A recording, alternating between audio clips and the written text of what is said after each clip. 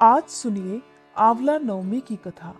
कार्तिक मास के शुक्ल पक्ष की नवमी तिथि के दिन जो भी भक्त श्रद्धा पूर्वक भगवान विष्णु की पूजा कर उन्हें आंवले का फल या आंवले के पत्ते अर्पित करता है, भगवान विष्णु के साथ साथ उन्हें माँ लक्ष्मी जी का भी आशीर्वाद प्राप्त होता है। पौराणिक कथा के अनुसार एक बार की बात है, एक राजा था और उसने प्रतिज्ञा की थी कि वो हर रोज 1.25 मन आंवले दान करने के बाद ही भोजन ग्रहण करेगा। इस प्रकार उसका नाम ही आंवलिया राजा पड़ गया। वह हर दिन 1.25 मन आंवले दान करता और तभी भोजन ग्रहण करता था। एक दिन उसके बेटे और बहू ने सोचा कि राजा इतने सारे आंवले रोजाना दान करते हैं और इस प्रकार एक दिन तो सारा खजाना खाली हो जाएगा।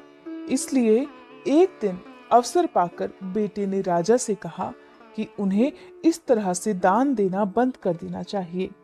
बेटे की बात सुनकर राजा को बहुत दुख हुआ और राजा रानी महल छोड़कर अकेले घने जंगल में जाकर बैठ गए। जब भूखे प्यासे दोनों को 7 दिन हो गए, तब भगवान ने सोचा कि अगर मैंने इसका प्रण नहीं रखा, इसके सत का मान नहीं रखा, तो लोगों का पूजा पाठ से और मुझ पर से तो विश्वास ही चला जाएगा। इसलिए भगवान ने जंगल में ही महल, राज्य और बाग बगीचे सब बना दिए और ढेर सारे आंवले के पेड़ भी लगा दिए। एक दिन सुबह राजा और रानी उठे तो उन्होंने देखा कि जंगल में उनके राज्य से भी 2 गुना राज्य बसा हुआ है। तब राजा रानी से कहने लगा, रानी देखो, कहते हैं सत मत छोड़ो, सूरमा सत छोड़ या पत जाए, सत की छोड़ी लक्ष्मी फिर मिलेगी आए। आओ नहा धोकर आंवले का दान करें और फिर भोजन करते हैं। राजा रानी ने आंवले दान करने के बाद भोजन ग्रहण किया और इस प्रकार दोनों खुशी खुशी जंगल में रहने लगे। उधर आंवला देवता का अपमान करने और अपने माता पिता से बुरा व्यवहार करने के कारण राजा के बहू और बेटे के बुरे दिन आ गए। राज्य दुश्मनों ने छीन लिया और दोनों पति पत्नी दाने दाने को मोहताज हो गए। इस प्रकार काम ढूंढते हुए और खाने पाने की तलाश में वे भटकते भटकते अपने ही पिताजी के राज्य में आ पहुंचे। दोनों के हालात इतने खराब थे कि पिता ने उन्हें बिना पहचाने अपने घर पर काम करने के लिए रख लिया।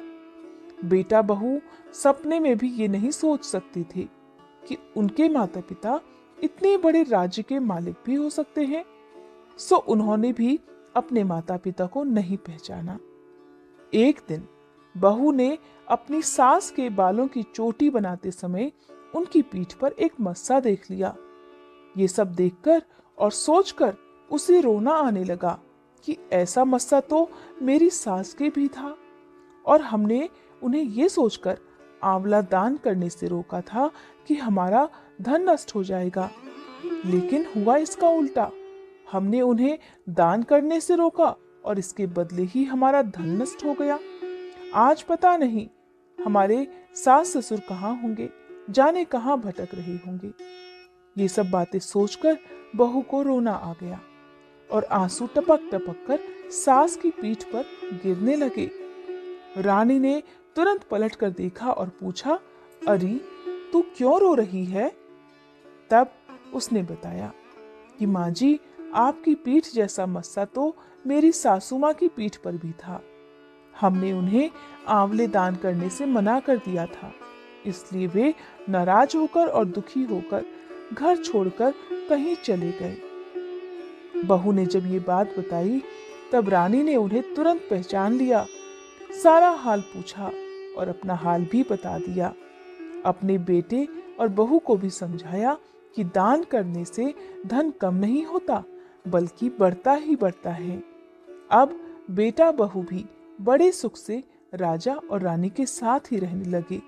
अब वे भी आंवले का दान करने के बाद ही भोजन ग्रहण करने लगे।